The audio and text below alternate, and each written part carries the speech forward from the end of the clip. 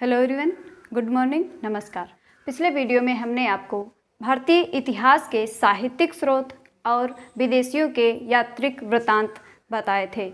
आज हम आपको पढ़ाने जा रहे हैं भारतीय इतिहास के पुरातात्विक स्रोत। हमारी थर्ड हेडिंग है जो रही थी पुरातात्विक स्रोत। देखिए, पुरातात्विक स्रोत, पुरातात्विक का मतलब होता है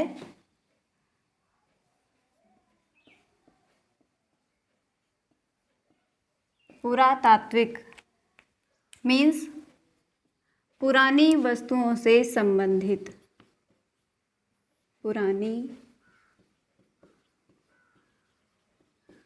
वस्तुओं से संबंधित। और स्रोत का मतलब होता है जहाँ पर कोई भी चीज़ उपलब्ध हो,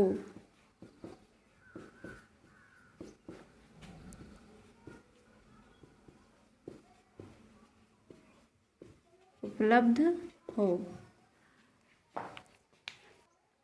पुरातात्विक यानी कि आर्कियोलॉजी, और यह एंथ्रोपोलॉजी की एक शाखा। एंथ्रोपोलॉजी मीन्स मानव विज्ञान। मानव विज्ञान वह है जिसमें हम मानव के कल्चर का अध्ययन करते हैं। आर्कियोलॉजी के विशेषज्ञ को आर्कियोलॉजिस्ट कहते हैं, यानी कि जिसको हिंदी में बोलते हैं पुरातत्व विज्ञानी या पुरातत्ववेत्ता। पुरातत्ववेत्ता या पुरातत्वविद। आर्कियोलॉजिस्ट इंग्लिश में बोलते हैं इसको। यह एक इतिहासकार ही होता है क्योंकि यह इन चीज़ों की खोज करता है, यानी इसका कार्य ही मानव के पास्ट का वर्णन करना। इसका उद्देश्य भूतकाल की अंडरस्टैंडिंग को बढ़ाना होता है। बात करते हैं इतिहास में पुरातात्विक स्रोत की। इतिहास में पुरातात्विक स्रोत क्या हैं? वे वस्तुएं या पदार्थ जिन्हें मानव ने पास्ट में यानी कि भूतकाल में अपने उद्देश्य की पूर्ति के लिए मानव ने जिस पदार्थ या जिस वस्तु का निर्माण किया उसे हम पुरातात्विक स्रोत कहेंगे। और वे वस्तुएं या पदार्थ पुराने समय की जानकारी या पुराने समय के मानव के विषय में हमें जानकारी देती हैं, जो कि अब अवशेष के रूप में हमें प्राप्त होते हैं। आइए बात करते हैं कि ये प्राचीन वस्तुएं कौन कौन सी थी। प्राचीन वस्तुएं, जिन वस्तुओं को मानव ने अपनी गतिविधियों के माध्यम से अपने उद्देश्य की पूर्ति के लिए बनाया था, वो पुरानी वस्तुएं थी जिनको आज हम पुरातात्विक स्रोत कहते हैं, जो कि हमें साक्ष्य के रूप में प्राप्त हो। उदाहरण के लिए इसमें आते हैं अभिलेख, सिक्के, स्मारक यानी कि भवन, पुरानी मूर्तियाँ। ये चीज़ें जो हमें साक्ष्य के रूप में प्राप्त होती हैं, ये पास्ट मानव यानी पुराने प्राचीन समय के मानव के बारे में हमें बताती हैं। देखिए, पुरातात्विक स्रोत भारत में ये कुछ टॉपिक्स हैं, आप नोट कर सकते हैं। भारत में पुरातत्व संबंधी कार्य का आरंभ यूरोपियों ने किया था सबसे पहले। भारतीय पुरातत्व शास्त्र के पितामह या फिर जनक भी कह सकते हैं इनको। भारतीय पुरातत्व शास्त्र का जनक भी कहा जाता है क्योंकि पुरातत्व के क्षेत्र में अमूल्य योगदान देने की वजह से इनको फादर ऑफ इंडियन आर्कियोलॉजी कहा जाता है, यानी कि भारतीय पुरातत्व शास्त्र के जनक सर अलेक्जेंडर कनिंघम को। भारतीय पुरातत्व सर्वेक्षण की स्थापना 1861 में हुई थी। भारतीय पुरातत्व सर्वेक्षण का मुख्यालय दिल्ली में है। ये कुछ पुरातात्विक स्रोत के एग्जाम्पल यानी उदाहरण है। You can take screenshot. देखिए, हमारा पहला टॉपिक है अभिलेख। अभिलेख क्या होता है? किसी कठोर सतह पर उत्कीर्ण लेख अभिलेख कहलाता है। अध्ययन पुरालेख शास्त्र, जिसको एपिग्राफी भी कहते हैं। भारत में सर्वाधिक अभिलेख मैसूर में है, जो कि कर्नाटक में है। और अभिलेख कई तरह के होते हैं, जैसे कि इम्पॉर्टेंट है हमारा सबसे पहला बोगज कोई अभिलेख, जिसको एशिया माइनर कहते हैं, और या अशोक के अभिलेख, ये बहुत ज़्यादा फेमस हैं। इस तरह के हम आपको कुछ अभिलेखों के नाम और उनके डिटेल्स अभी समझाते हैं। देखिए, बोगस कोई अभिलेख या विश्व का सबसे प्राचीन, विश्व का और आर्यों का सबसे पुराना अभिलेख है। इसमें आर्यों के ईरान से पूर्व की ओर आने का साक्ष्य मिलता है, जो कि 1400 ईस्वी के पूर्व का है। देखिए, इसको बोलते हैं एशिया माइनर। एशिया माइनर मध्य एशिया में मिला था बोगस कोई नामक स्थान पर, इसलिए विश्व का सबसे प्राचीन अभिलेख है। दूसरा, इसकी खोज 1907 में बोगस कोई नामक स्थान पर हुई थी। भाषा इसकी है इंडो ईरानी और इसमें संधि का भी साक्ष्य मिलता है। संधि का साक्ष्य जिसमें 2 कबीले थे। पहला कबीला था हित्ती और दूसरा कबीला था मित्तनी, जिसका नाम था मित्तनी। इसके राजा का नाम था, हित्ती के नाम राजा का नाम था सुब्बी लिम्बा। सुब्बी लिम्बा और इसके राजा का नाम था मती उ अजा। मती उ अजा। ओके, देखिए, इस अभिलेख में वैदिक देवता मित्र, वरुण, इंद्र तथा नासत्य का उल्लेख मिलता है और इसमें ऋग्वेद के प्रमुख देवता हैं अग्नि, जिनका जो है उल्लेख इसमें नहीं दिया गया, यानी अग्नि का नाम इस अभिलेख में नहीं आया है। दूसरा, पहली बार लौहकालीन सभ्यता जो है इस अभिलेख में पहली बार प्राप्त हुई। भारत में लोहे के प्रथम साक्ष्य अतिरंजी खेड़ा में मिले हैं, जो कि कहाँ है? उत्तर प्रदेश के एटा में जिले में, उत्तर प्रदेश के एटा में है अतिरंजी खेड़ा। वहाँ पर सबसे पहले लोहे के साक्ष्य प्राप्त हुए हैं। देखिए, हमारा दूसरा है महास्थान तथा शाहगौरा के अभिलेख। चंद्रगुप्त मौर्य के काल के हैं, यानी कि ये चंद्रगुप्त मौर्य के शासन के समय के हैं अभिलेख। दूसरा, महास्थान अभिलेख बोगरा यानी बांग्लादेश का है, स्थान है इसका, और शाहगौरा उत्तर प्रदेश में। इसमें भीषण अकाल पड़ने की जानकारी प्राप्त होती है। उस समय कहा जाता है कि भीषण अकाल पड़ा था और चंद्रगुप्त के द्वारा जनता को जो है राहत देने की बात कही गई थी। मेहरौली लौह स्तंभ, मेहरौली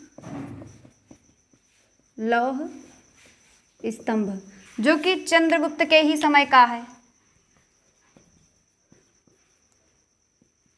चंद्रगुप्त द्वितीय इनके शासनकाल का है।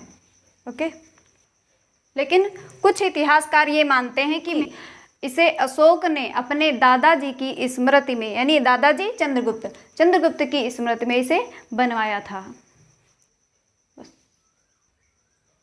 देखिए, अशोक के अभिलेख। पहले हम आपको अशोक के बारे में बताते हैं। अशोक जो है 629 में जो है बैठा था राजगद्दी पर। उस समय वह अवंती का राज्यपाल था। जब वह राजगद्दी पर बैठा तो वह अवंती का राज्यपाल था। ठीक है, एक बार कलिंग का युद्ध हुआ। कलिंग के युद्ध में भीषण जनधन की हानि हुई, बहुत ज़्यादा रक्तपात हुआ। अशोक की विजय तो हुई, लेकिन यह सब देखकर अशोक का मन विह्वल हो गया, इसलिए वह बहुत दुखी हुआ और उसके बाद उसने बौद्ध धर्म अपनाया। और बौद्ध धर्म अपनाने के बाद उसने बौद्ध धर्म का प्रचार प्रसार किया और उसके बाद अपने पुत्र और पुत्री, पुत्र का नाम था महेंद्र और पुत्री का नाम था संघमित्रा, इन दोनों को उसने बौद्ध धर्म के प्रचार के लिए श्रीलंका भेजा था। और इसके बाद राजगद्दी पर बैठा था कुणाल, और बृहदत्त जो है इस आखिरी शासक है, इसका अंतिम शासक है बृहदत्त। देखिए, 1837 में 1837 ईस्वी में ब्राह्मी लिपि में जेम्स प्रिंसेप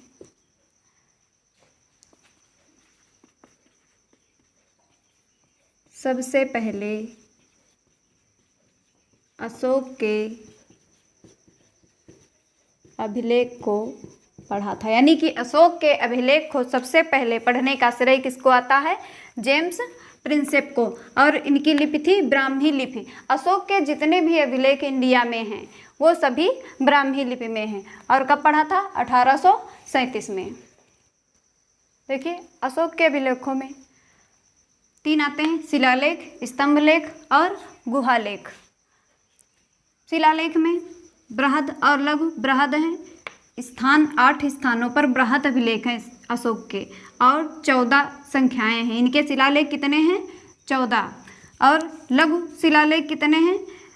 14 स्थानों पर, 14 जगहों पर लघु शिलालेख हैं, और संख्या इनकी है 14, यानी कि 14 शिलालेख हैं।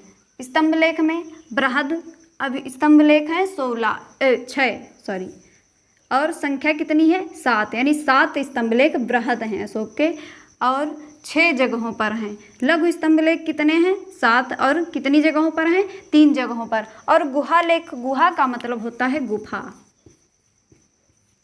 तो इसका मतलब गुफाओं में लिखे जाते हैं, गुफाओं में लिखे जाते हैं। इसमें कुछ लिमिट नहीं है, नंबर्स इसके नहीं दिए गए हैं कितना क्या है, और संख्याएं इसकी ज़्यादा हैं, बस संख्याएं ज़्यादा हैं। देखिए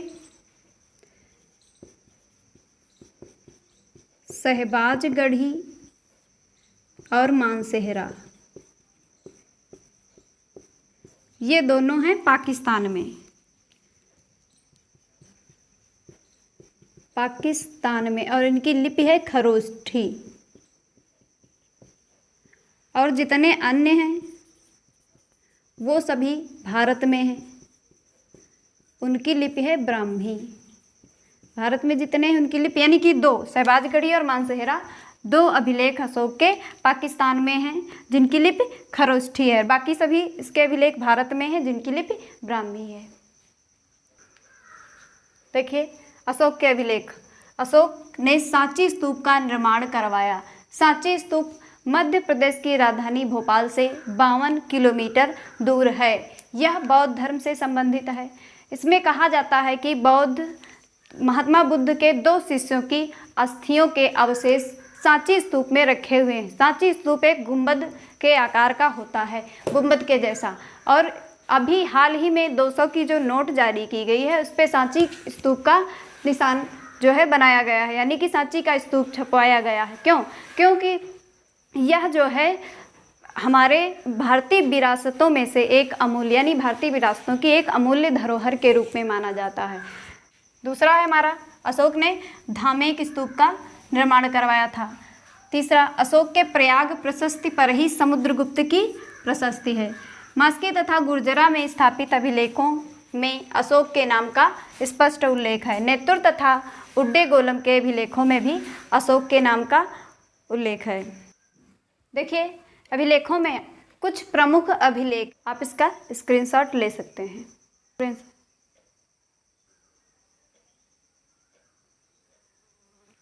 सिक्के, यानी पुरातात्विक सिक्के का मतलब पुरानी मुद्राएं, जैसे सोना, चांदी, तांबा, पीतल, सीसा आदि की मुद्राएं जो है पुराने समय में शासक जो है जारी करवाते थे। के सिक्कों का अध्ययन कहलाता है न्यूमिस्मेटिक या मुद्रा शास्त्र। दूसरा, पंचमार्क या आहत सिक्के। पंचमार्क या आहत सिक्के उसे कहते हैं। प्राचीन भारतीय सिक्कों को आहत सिक्के कहा जाता था। क्यों? क्योंकि यानी कि किसी जैसे सोने का सिक्का बनवाया गया, उसके बाद उस पर कुछ छपवाया, सिक्कों पर चोट मारकर ठोंक, हर राजा अपने अपने सिक्कों पर अपने अपने चिन्ह छपवाते थे, इसलिए उनको आहत सिक्के कहा गया। जैसे समुद्रगुप्त के एक सिक्के पर उसे बीड़ा बजाते हुए दर्शाया गया था। सबसे ज़्यादा देखिए स्वर्ण मुद्राएं यूनानियों ने तो जारी की थी, लेकिन सबसे ज़्यादा गुप्तकालीन शासकों ने जारी करवाए। गुप्तकालीन शासकों ने सर्वाधिक सोने के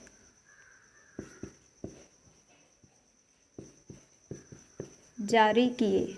सबसे ज़्यादा सोने के सिक्के गुप्तकालीन शासकों ने ही चलाए थे। शीशे की मुद्रा सातवाहनों ने जारी की थी और चांदी के सिक्के चंद्रगुप्त द्वितीय ने जारी की थी। स्मारक या भवन।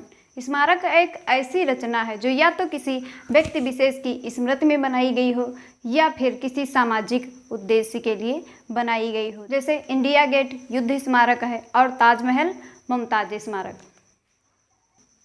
हमारा पहला पॉइंट है महलों मंदिरों से वास्तुकला पर प्रभाव पड़ता है। महल और मंदिर ये सब क्या है, भवन या स्मारक ही हैं। स्तूप की पहली चर्चा ऋग्वेद में मिलती है, ये पॉइंट है, लेकिन स्तूप क्या है हमारा, भवन या स्मारक के रूप में है। और द्वितीय थर्ड, मंदिर निर्माण की नागर बेसर तथा द्रविड़ शैलियों का उल्लेख इन्हीं में है। फोर्थ नंबर पे बोरोबुदुर जो कि दुनिया का सबसे बड़ा बौद्ध मंदिर है, ये भी एक भवन या स्मारक के रूप में है। 5 नंबर पे कंबोडिया का अंकोर वाट मंदिर कल्चर के दक्षिण एशिया में प्रसार का पता चलता है। यानी कंबोडिया के अंकोर वाट मंदिर से क्या पता चलता है, भारतीय संस्कृति के दक्षिण एशिया में प्रसार का पता चलता है। यह कला, मूर्ति कला एक अति प्राचीन कला है। कला का वह रूप जो कठोर पदार्थ, मृदु पदार्थ तथा प्रकाश आदि से बनाए जाते हैं। भारत में कला का इतिहास बहुत ही पुराना रहा है। यहाँ पाषाण काल से ही मानव ने गुफाओं तथा कंदराओं में चित्रण करना प्रारंभ कर दिया, अर्थात भारतीय इतिहास में चित्रकला एवं मूर्तिकला का महत्वपूर्ण स्थान रहा है। देखिए पहला पॉइंट है भरूच, बोधगया, सांची, अमरावती से प्राचीन बौद्ध प्रतिमाएं प्राप्त हुई हैं। यहाँ पर विभिन्न प्रकार की विचित्र मूर्तियाँ प्राप्त होती हैं। गुप्त काल में मूर्ति निर्माण की गांधार तथा मथुरा शैली निर्माण कला प्रचलित थी। 3rd नंबर पे भारत की सिंधु सभ्यता से बड़े बड़े जलकुंड प्राप्त होते हैं, जो कि हमारी भारत की अच्छी शिल्प कला का उदाहरण है। इसके अलावा मध्य प्रदेश का खजुराहो मंदिर, उड़ीसा का सूर्य मंदिर, सांची स्तूप की मूर्तिकला और एलोरा का कैलाश मंदिर, एलिफेंटा की गुफाएं आदि साक्ष्य के द्वारा भारतीय शिल्प कला को एक समय में पूरे विश्व में उच्चतम स्थान प्राप्त था। देखिए हमारा लास्ट पॉइंट है IAS अधिकारी वी विद्यावती को 12 मई 2020 से प्रभावी भारतीय पुरातत्व सर्वेक्षण यानी ASI के नए महानिदेशक के रूप में नियुक्त किया गया। ये आपका GS है इसी में से। यह 1991 बैच के कर्नाटक कैडर की अधिकारी हैं। अब जो है हमने आपको बताया भारतीय इतिहास के स्रोतों में से पहला साहित्यिक स्रोत, दूसरा विदेशियों के वृत्तांत और तीसरे वीडियो में हमारा आज था पुरातात्विक स्रोत। हमारे तीनों चैप्टर तीनों वीडियो में हैं, आप बैठ करके देख सकते हैं।